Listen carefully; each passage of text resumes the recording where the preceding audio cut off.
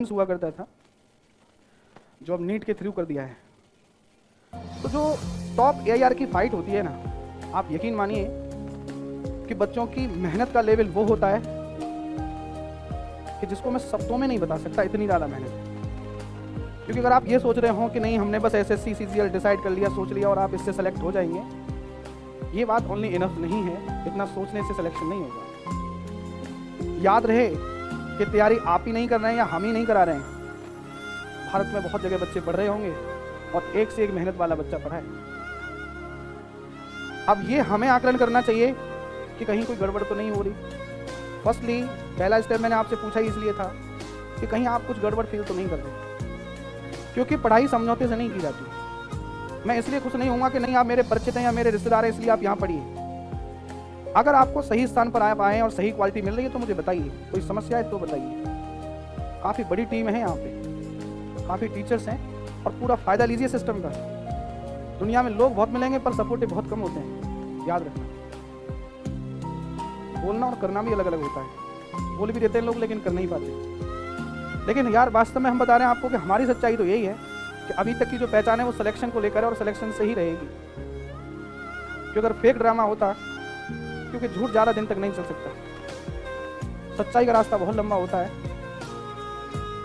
निराश हो सकता है, सच निराश हो सकता है, पर पराजित नहीं, हरा नहीं सकता कोई उसको। और वही जीत है हमारी और हम अपने आप से खूब संतुष्ट हैं। लेकिन फिर भी हमें लगता है कि कहीं ऐसी कोई बात तो नहीं कि हमारे स्टूडेंट हम तक ना पहुंचा पाएँ या कहीं कोई दिक्कत फील कर रहे हैं। क्योंकि मौका एक बार मिला है, आप तैयारी कर रहे हो, घर वाले भी बार बार सपोर्ट नहीं करेंगे, ये भी ध्यान रखो। ये तो हमारी किस्मत है। आप घर वालों को धन्यवाद बोलो, ये मत कहना कि नहीं ऐसे हैं वैसे हैं, देते नहीं हैं, पैसे नहीं देते, सपोर्ट नहीं करते। ये सब तुम सोचते हो। एक से एक धुरंधर, एक से एक पढ़ने वाले लोग पढ़े हैं, लेकिन हर किसी को सपोर्ट नहीं मिल पाता। ये खुशकिस्मती है जो परिवार वालों ने सपोर्ट किया, आप यहाँ आए। और ये भी मैं खुशकिस्मती ही बोलूँगा कि सिस्टम भी आपका टोटली सपोर्टिव है। उम्मीद करता हूँ सारे फैकल्टी का व्यवहार आपके प्रति एकदम सिंपल सरल होगा। जहाँ तक है कि शायद कोई टीचर आपसे तू तक नहीं बोल सकता। एक हर चीज़ को हमने बड़ा नाप तोल के रखा है ताकि आप भी फील करें और आपको भी क्लास में भी ऐसा फील होना चाहिए। क्लास में वैसे मेरा मानना है कि फ्रेंडली टीचिंग के लिए हमेशा मैं बोलता हूँ कभी ऐसा सस्पेंस या कोई दबाव नहीं लेना चाहिए हमारे ऊपर कि हम अपनी समस्या को पूछ नहीं पाए, पर कोई फायदा नहीं। समस्या सामने आपकी आनी चाहिए निकल के, तो दबाव में पढ़ाई ना करें जब भी जैसी भी समस्या। लेकिन याद रहे कि टीचर अगर आपको पढ़ा रहा है तो आप दैट टाइम जो टॉपिक चल रहा है उसी से रिलेटेड डाउट पूछ सकते हो। अब ऐसा नहीं है कि कोई टॉपिक गुजर गया है या आने वाला है, उसका डाउट आप नहीं पूछ सकते क्लास में। भाई जो पहले गुजर गया है या जो आएगा उसके डाउट के लिए आप एक्स्ट्रा टाइम में पूछिए, डाउट काउंटर पे पूछिए। पर क्लासरूम में तो क्या सारे बच्चे पढ़ने आते हैं और सारे बच्चों का नियम ये कहता है कि सबको वो पढ़ाया जाए जो सबके लिए है। क्लासरूम की तो ये बात होती है। तो उम्मीद करता हूँ अगर आपकी कोई भी समस्या आप क्लियर कीजिए, लेकिन निराश मत होइए, मत पीछे हटिए, क्योंकि जंग बड़ी है। आपने बहुत बड़ा रास्ता चुना है, उसको तय भी आपको ही करना है। ऐसा भी नहीं होता है कि मंजिल के पास पहुंचकर इरादे बदल जाएं। वो एक अच्छी कल की बात नहीं है। जब हम आगे निकल चुके होते हैं तो फाइनली उसको अचीव करना ही होता है। आपसे तो बस मैं यही बोलूँगा, दम लगा देना, क्योंकि बार बार ज़िंदगी मौका नहीं देती, ना समय मिलता। ये बड़ी अच्छी किस्मत की बात है कि सारी चीज़ें आज आपके फेवर में। ये आवश्यक नहीं है कि हमेशा फेवर में होंगी, समय एक जैसा नहीं होता। आज सारी चीज़ आपके फेवर में है, परिवार वाले भी, इंस्टीट्यूट भी, आपके टीचर भी, हर तरह से हर चीज़ आपके फेवर में है। इसका लाभ उठाइए, मानसिक सोच बदलिए। कुछ लोग ऐसा सोचते हैं कि ऐसा यहाँ शहर अलीगढ़ में नहीं हो सकता जो दिल्ली में हो सकता है, या अलीगढ़ नहीं हो सकता ऐसा किसी अन्य सिटी में हो सकता है। ऐसा मेरा बिल्कुल मानना नहीं है, क्योंकि बड़े से बड़े कारनामे ऐसा नहीं है कि यूपीएससी में सिलेक्शन ओनली सिटी में रहने वाले लोगों के ही होते हैं, गाँव से भी होते हैं, सीजीएल में भी होते हैं। तो उसके लिए कोई लोकेशन या शहर मैटर नहीं करता। अब ऐसा नहीं है कोई बड़ा शहर है तो वो हर चीज़ में ही बड़ा है, कुछ भी कहीं भी हो सकता है।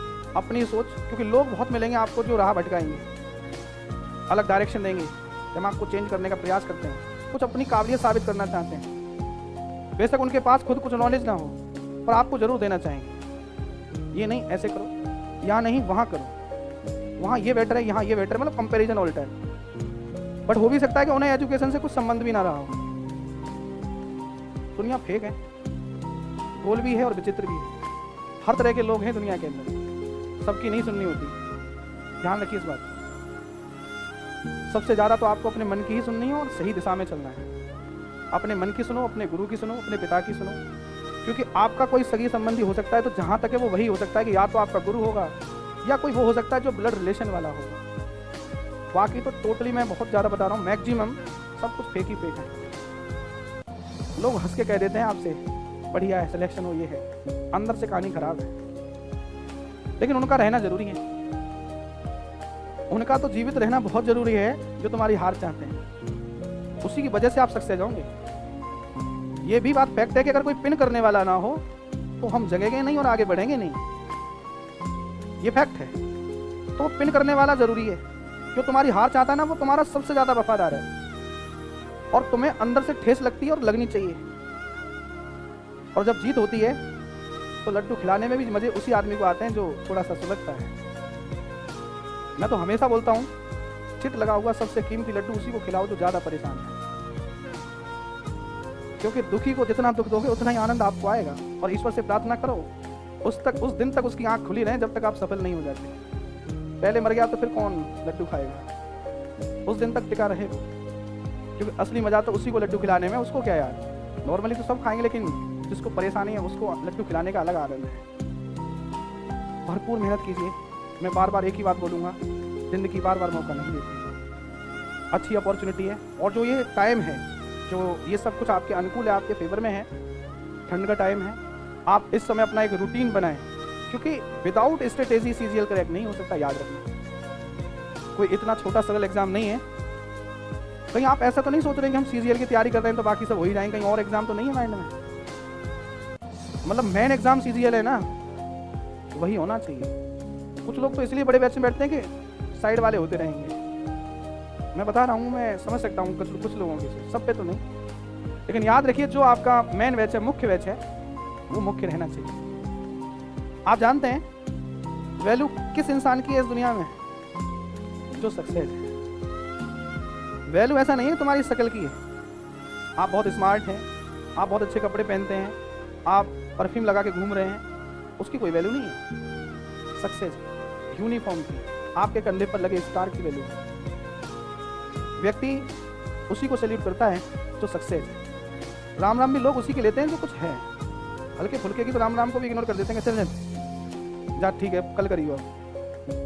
तो मैं फैक्ट बता रहा हूँ कि अगर आपको अपना कुछ व्यक्तित्व बनाना है, इस समाज में अपना स्थान सुनिश्चित करना और अपने आप को साबित करके दिखाना है कि मैं भी कुछ हूँ, तो सफल बनिए।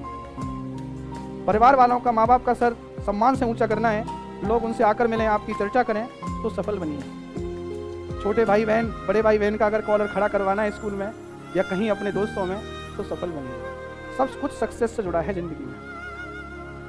ये बहुत बड़ी बात है, ध्यान रखना कि सक्सेस हो तो वैल्यू है, नहीं तो कुछ नहीं। और मैं एक और बात बोलता हूँ, समय ऐसा आना चाहिए कि तलाश आपकी करनी पड़े।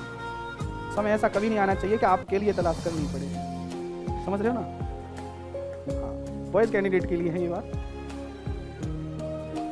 थोड़ा सा समझ लेना इस बात को कि ऐसा समय आना चाहिए कि आपकी तलाश करनी पड़े। समय ऐसा ना आ जाए कि आपके लिए तलाश करनी पड़े। और ऐसा जब हो सकता है जब आप सक्सेस होंगे। बात समझ रहे हैं? सक्सेस होंगे तो लोग आपको ढूंढेंगे, आप कहाँ पर हैं। तलाश उसी की जाती है जिसमें कुछ बात होती है। आप ये मत सोचिए कि नहीं कुछ ऐसे नहीं होगा, फिर भी उसे, अगर कोई एक विदाउट सक्सेस यानी बेकार आदमी कुछ एंजॉय करता है ना, उसे लोग छिचोरापंती या बेकार में लफंगा बोलते हैं। और आफ्टर सक्सेस अगर कोई व्यक्ति लाइफ एंजॉय करता है, उसे स्टार बोलते हैं। ये फैक्ट है।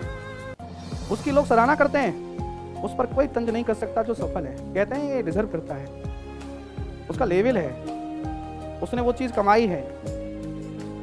तो आप भी, आपको किसके पीछे भागना है? सक्सेस के। ये थोड़ा सा दिमाग को सही कर लेना आप लोग। मैं सभी से ही बोल रहा हूँ ओवरऑल कि अगर आप कहीं गलत दिशा में अगर हैं भी तो सोच बदलिए। अगर सक्सेस के पीछे भागोगे तो बहुत लोग आपके पीछे होंगे। दुनिया चलो कह सकते हैं, बट कुछ लोग तो भागेंगे ईश्वर, लेकिन आप कहीं और भागेंगे तो समझ लो फिर दुनिया कहाँ भागेगी। फिर तो आप जानते ही हैं, बड़े बड़े अलग अलग शब्द दिए जाते हैं, अलग अलग नाम मिलते हैं गाँव में, और इज्जत भी होती है चौराहे पे बिठा के। तो सोच लो आप, मेन फैक्टर है सफल कैसे बनना है, ये आपका एम होना चाहिए सभी बॉयज गर्ल्स। यानी एम ये होना चाहिए कि मुझे सक्सेस बनना है इन एनी हाउ, किसी भी कीमत पर कुछ भी करना पड़े। आज आपकी एज है, उम्र है, कोई प्रेशर नहीं, दिमाग से सारी चीज़ों को निकाल के अपना पूरा फोकस आपका अपनी तैयारी पे होना चाहिए। उसमें किन किन चीज़ों की ज़रूरत है तैयारी में, उनको शामिल कीजिए। और मैं आपसे फिर बोल रहा हूँ, अगर आप आज विदाउट प्लानिंग या विदाउट स्ट्रेटेजी अगर आप प्रिपरेशन कर रहे हैं तो वो तैयारी आपकी बेकार है। अभी तो होता क्या है, जो आपने पढ़ा घर गए, जो वो किताब हाथ में पड़ गई बस वही चल रही है। आज मैथ हाथ में लग गया तो मैथ ही चल रहा है बस। इंग्लिश की प्रैक्टिस हो रही है तो सिर्फ इंग्लिश ही हो रही है। ऐसे नहीं क्रैक होता एग्जाम। एग्जाम क्रैक के लिए काफ़ी प्लानिंग करनी होती है। और ये मत सोचना आप कि अभी टाइम है, अभी पहले ये कर लेता हूँ, फिर उसके बाद ये करूँगा, या और बैच ज्वाइन करूँगा, या अभी बेस बना रहा हूँ, इसके बाद कुछ और करूँगा, कहीं जाऊँगा। कुछ नहीं होता इन बातों से। मेंटलिटी को लेवल में ले आओ, सही लेवल से और सही इरादे से, सही तरीके से अगर आप आगे बढ़े तो मैं ये गारंटी दे सकता हूँ कि वास्तव में आपको वो टीम प्रोवाइड कर रखी है जो कुछ भी करा सकती है। अभी मॉर्निंग में शायद अभिषेक सर की क्लास दे रहे हैं आपकी, ओके, तो एकदम शानदार चल रही क्लास, स्टार है वो। और भी सर आ चुके हैं एक और, वो भी स्टार ही, वास्तविकता यही है, स्टार बैच में स्टार ही हैं सर। ये मैं कॉन्फिडेंस से कह रहा हूँ, ऐसा नहीं है, टीम आपको सीनियर पढ़ा रही है। बाकी जो लोग परिचित हैं वो अच्छे से जानते हैं इस बात कि नाम स्टार बैच रख दिया है तो ऐसा नहीं कि स्टार नहीं है, स्टार ही हैं सर, छठे हुए सीनियर हैं, जो काफ़ी अनुभव रखते हैं, जिन्होंने काफ़ी बच्चे सेलेक्ट करा दिए। अभिषेक सर से वैसे मैंने बोला था, बाकी का देखते हैं। मैंने कहा था कुछ सेक्शन आपका, आई थिंक जो एडवांस पोर्शन होता है उसमें कुछ पार्ट आपका मैं भी कराऊंगा, लेकिन आई थिंक अभी स्टार्ट किया सबने नहीं, कुछ एडवांस अभी नहीं। ओके ओके ओके, चलिए कुछ कोशिश करेंगे हम भी आपके साथ, बहुत मेहनत करेंगे हम और आप, और फाइनल सिलेक्शन तक पहुंचना ही होगा। आप ऐसी अड़ मान लीजिए कुछ, अगर आप अड़ के साथ तैयारी कर रहे हो तो ही कुछ होगा, अन्यथा आप ये मत सोचिए कि रिजल्ट आपके घर चल के आएगा। आपको रिजल्ट तक जाना है, सक्सेस कभी चल के नहीं आ रही, आपको वहां तक पहुंचना है। ना मार्केट में सक्सेस बिकती है, ना खरीदी जा सकती, आप चाहे कितने भी पैसे वाले हों, वो मेहनत से ही प्राप्त की जाती है। पहले के भी लोग आपने सुने होंगे, बड़े बड़े योद्धा, महाभारत में बड़े बड़े नाम, वो भी मेहनत के बल पर थे। आप सब जानते होंगे वीर बर्बरीक, बाबा खाटू श्याम, जो आज की डेट में कलयुग में जो नाम मिला है। तो ये जो जितने भी वीर थे, महापुरुष थे, आपको क्या लगता है मतलब कहीं खरीद लाए नाम को? मेहनत थी, तब था, तपस्या थी। और ये आज के डेट के भी एग्जाम्पल हैं, ऐसा नहीं कि पुराने ही दिए जाए। जो सफल हुए हैं उसके सक्सेस को जान के देखिए। अभी तो हम कुछ लोग कहते हैं अच्छा वो सेलेक्ट होगा, अरे हो गया होगा, जुगाड़ लग गई होगी, ऐसे क्या दो शब्द बोले खत्म बात। ये कभी नहीं कोशिश की कि उसके स्ट्रगल को जान लें। आप किसी की पॉजिटिविटी क्यों नहीं देखते? सोच बदलिए, क्योंकि एक सक्सेस पाने के लिए कितनी मेहनत हो जाती है। और पता है एक एक पॉइंट पर ध्यान दिया जाता है। इवन ये भी ध्यान दिया जाता है कि आज दिन में खाया क्या था। आपको तो शायद ये भी नहीं पता कि खाने का सक्सेस से क्या संबंध है, क्योंकि सबसे पहले तो बॉडी है। अगर आपकी बॉडी एनर्जेटिक नहीं है तो आप नहीं झंडे फाड़ सकते। पहले आपका एनर्जेटिक होना बहुत आवश्यक है। और एनर्जी लेवल के लिए वो मॉर्निंग टू इवनिंग का जो शेड्यूल होता है, जिस पर पूरी दिनचर्या आपकी आधारित है, वो बहुत बैलेंस होनी चाहिए। कैसी डाइट लें, कितने मील लें, कम से कम 4 बार खाना खाना चाहिए। 2 बार वालों के साथ क्या है कि कुछ वो ज़्यादा खा लेते हैं।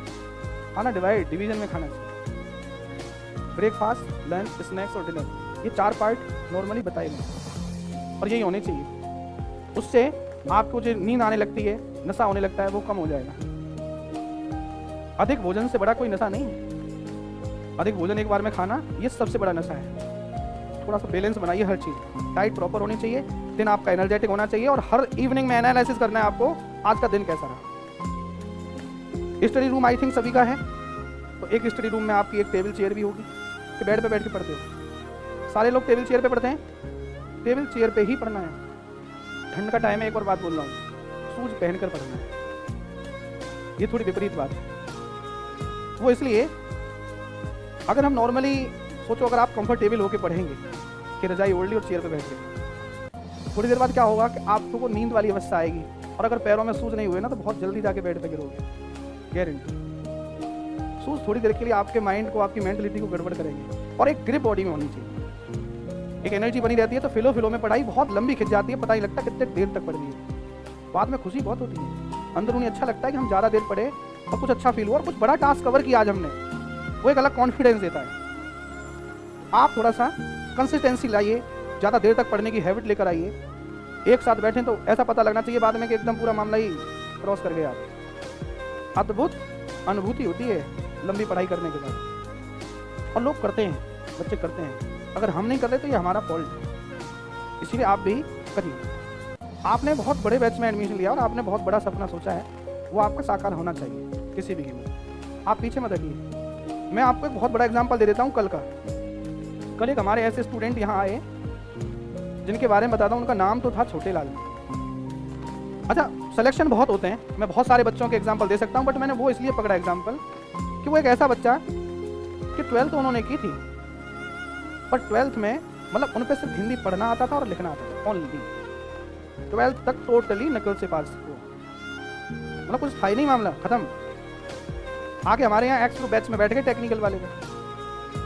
कुछ दिन पढ़े, 2 मित्र आए थे। मेरी हैबिट है, मैंने स्टार्टिंग में बोल दिया था, मैंने भाई आप इस बैच में फीस अपनी गलत बिगाड़ रहे हो, क्लास में ही बोल दिया था। आई थिंक कुछ बच्चे जानते होंगे कि मैं ओपन कर देता हूँ जल्दी, मैं नहीं चाहता कोई ऐसे फंसे और बाद में मुझसे ही मिलेगा आके। मैंने कहा शुरू में ही समझ जाओ तो ठीक है। तो मैंने कहा कि मैंने भाई आप टेक्निकल तैयारी तो नहीं कर पाओगे, क्योंकि दरअसल बात ये थी कि चीज़ें उन्हें A+B का होल स्क्वायर भी नहीं पता था, उन्हें कुछ नहीं पता। मैंने कहा हम पढ़ाएंगे कैसे आपको, चीज़ों को कनेक्ट कैसे करेंगे। तो भाई साहब ने 1-1.5 महीने तो नहीं मानी मेरी, और 1.5 महीने बाद वो वाई ग्रुप में शिफ्ट हो गए। सब क्लास का सबसे आखिरी बच्चा, सबसे कमज़ोर बच्चा, जो हमारी नज़रों में भी नहीं आता था, क्योंकि टीचर की नज़रें वहीं टिकती हैं जो आंसर देते हैं बच्चे, याद रखें। ये मत कहना कि हमसे कोई दुश्मनी है, बार बार सर इनसे ही क्यों पूछते हैं, कुछ तो बात होगी, क्योंकि टीचर की आई कांटेक्ट वहाँ कनेक्ट हो जाता है जो बच्चे लगातार आंसर करते हैं। तो हुआ ये कि वो हमारी क्लास के सबसे आखिरी बच्चे, जो कुछ भी मामला नहीं था, यकीन मानिए, धीरे धीरे धीरे उन्होंने बैच कंप्लीट किया।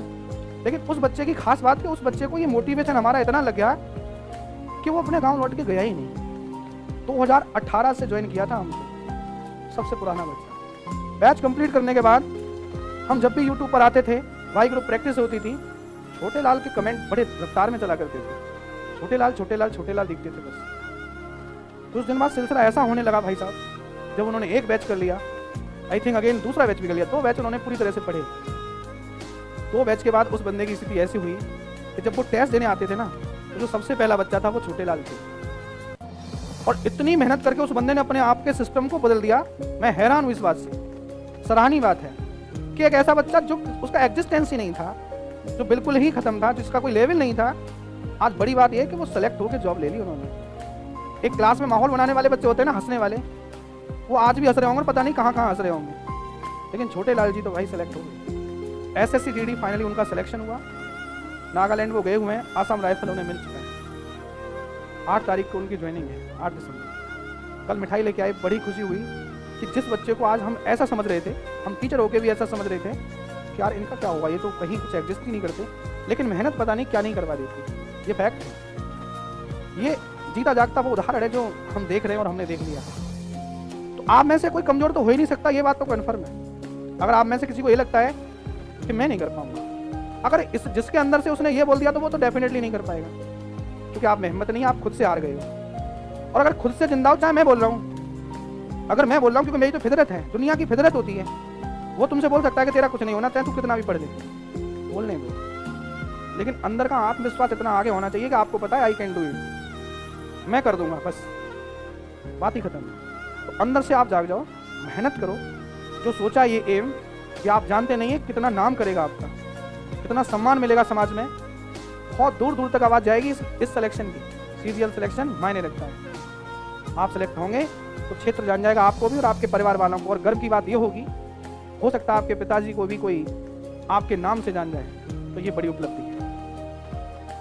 फर्क है, दो तरह के एक्टर थे एक बार इंडस्ट्री में एक साथ आए थे, अभिषेक बच्चन और ऋतिक रोशन। एक ऐसा एक्टर निकला जो टोटली अपने फादर पर बेस्ड है, और एक ऐसा एक्टर निकला जिसका खुद का नाम इतना आगे है कि फादर भी पीछे है। राकेश रोशन जी जा रहे हो तो लोग कह देते हैं कि ऋतिक रोशन के फादर जा रहे हैं, क्योंकि ऋतिक रोशन ने काफी जल्दी प्रूव कर दिया था, और अपने लेवल से और अपने बल पे, अपनी क्वालिटी से। और अभिषेक बच्चन को लोग आज भी यही बोल देते हैं कि ये अमिताभ बच्चन जी के पुत्र हैं। तो ये देख लो नाम पहले किसका लगा। आपकी अपनी क्वालिटी इतनी आगे हो कि आपका नाम पहले लग जाए, और बाप को ऐसा नहीं है, इस बात पे गर्व होता है, बहुत गर्व होता है इससे। ये हमारे माता पिता की बड़ी इच्छाएं होती हैं जो उनसे कभी अधूरी रह गई ना, वो आज आपके अंदर अपने आप को देखते हैं, बता नहीं पाते, कह नहीं पाते, बहुत सारी चीजें अंदर छिपी होती हैं, लेकिन आपका हर पल आपकी सक्सेस सोचते हैं, आपके पीछे पता नहीं कैसे कैसे स्टेप ले लेते हैं। कई बार तो कुछ लोग उन्हें, मैंने ऐसे ऐसे केस सुने, भाई साहब पैसे से ही बहला दिया, मतलब कि ये बोल दिया आपके बच्चे की जॉब लगवा देंगे, दलाल लोग पहुंच जाते हैं ना। ऐसे केस आए कई बार हमारे सामने कि घर पे जाके पिताजी को सेट कर लिया और पैसे ले लिया उनसे, उन्होंने इसलिए दे दिया कि भाई बात बेटे की है। सब कुछ फेक निकला, बाद में हमें बहुत दिन बाद पता लगी, बड़ा अफसोस हुआ। तो माता पिता की सोच तो ऐसी है आपके प्रति, वो कुछ भी कर लेते हैं, खुद को भूखा भी रख सकते हैं, कुछ भी कंप्रोमाइज़ कर सकते हैं। चलिए फाइनली अभी मैं आपके जो टॉपर्स हैं उन्हें बुलाऊंगा, और टाइम टू टाइम मिलते रहेंगे, बट आप कुछ प्रूव करिए, कुछ बड़ा करिए, एक बड़ी जिम्मेदारी आपने ली है। Rank 1 goes to Meenu Goyal, बहुत बढ़िया भाई, क्लैपिंग हो जाए। Second rank goes to Alka Singh, बहुत ही बढ़िया। Third rank goes to Ankit Kaushik, आइए करिए, आइए भाई तीनों लोग, आप आइए फर्स्ट, सेकंड एंड थर्ड।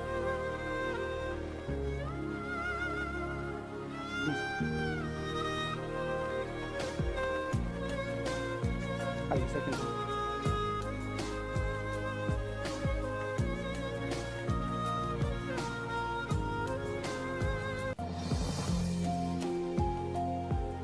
बस ठीक है, बैठिए। देखिए भाई बड़ी खुशी होती है, और ये प्राइज का सिस्टम इसीलिए चलता है कि कुछ फर्क पड़ना चाहिए बैठे लोगों को।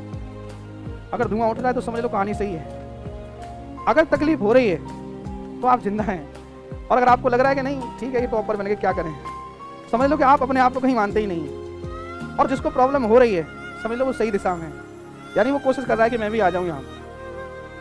पहला चैलेंज तो खैर आपका अपनी क्लास से ही है, ये फैक्ट है।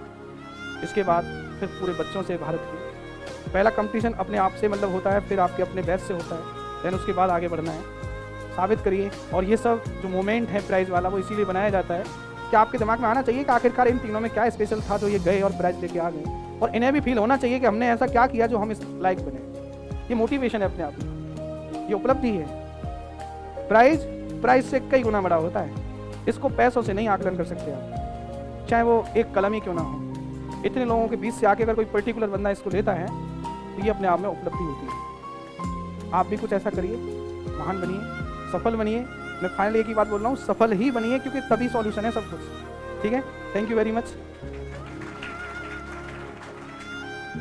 फिर मिलेंगे आपसे। चलते, जय हिंद जय हिंद जय हिंद।